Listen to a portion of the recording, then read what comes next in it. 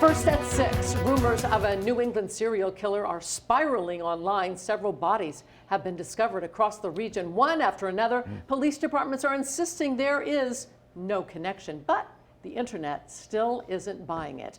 Good evening, everyone. I'm Patrice Wood. And I'm Gene Valicenti. NBC 10 I-Team reporter Tamara Sakarczyk reports right now on how fear is spreading faster than facts. There's a serial killer in the New England area that's targeting mostly women. Serial killer speculation. Do you think there's a serial killer? I think it's possible. Fueling fear and fascination across New England. I hear a lot of people talking about recognizing these patterns and like the dangers of not seeing that these could possibly be connected. But if you ask police, there's nothing to lead us to believe that it's a serial killer. Since March, 11 bodies have been recovered in Rhode Island, Connecticut, and Massachusetts.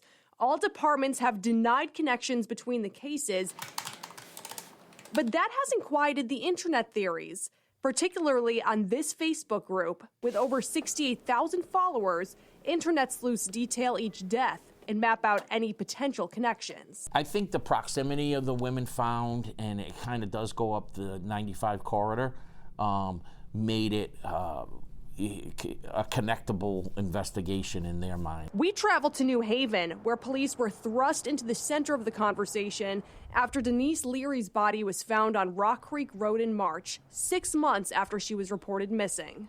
Right now, you have no reason to believe she was murdered. It is not looking like a murder, and certainly not looking like a serial killer. With online chatter in overdrive, Police Chief Carl Jacobson has had to calm the public without compromising the investigation. Leary's report isn't back from the medical examiner, but her body showed no signs of trauma. We're working very hard to get more information out so we can kind of put an end to at least our part of it. Nearly 90 miles away, Narragansett police also hoping to put an end to the rumors. They got wrapped up in the speculation over a Facebook post alluding to bodies being buried at the beach. We ran through with 2 state police cadaver dogs that they searched the area. Finding nothing.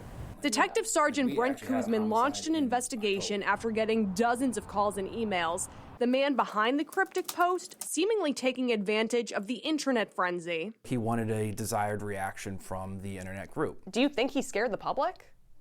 Absolutely. Actual homicide investigations are underway in Groton, Connecticut, and Springfield, Mass. Rhode Island State Police are considering Michelle Romano's death suspicious after her body was found in Foster. Does anything indicate a serial killer?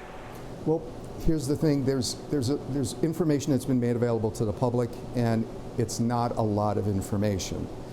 And so it's the absence of information that I think allows for some speculation to run wild at this point. Peter Valentin is the chair of the University of New Haven's Forensic Science Department and a former Connecticut state trooper. Like many others, he has watched the theories unfold online.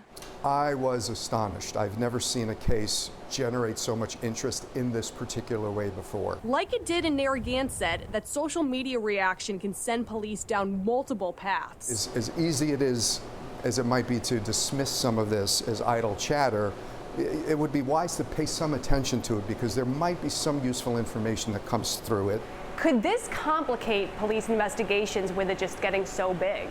I do think that's, the complication of the attention that's being paid to these kinds of cases and the proliferation of these social media groups. Another unintended consequence is the impact on those whose loved ones have died. We don't want to rehash the death of Miss Leary or any of the other deaths continuously over and over in the media, because that is trauma to the families. And we do want to get answers for them as quick as possible. It's important to note, of the 11 bodies mentioned, some have been identified as men. That pokes a hole in the theory of a serial killer targeting women, of course.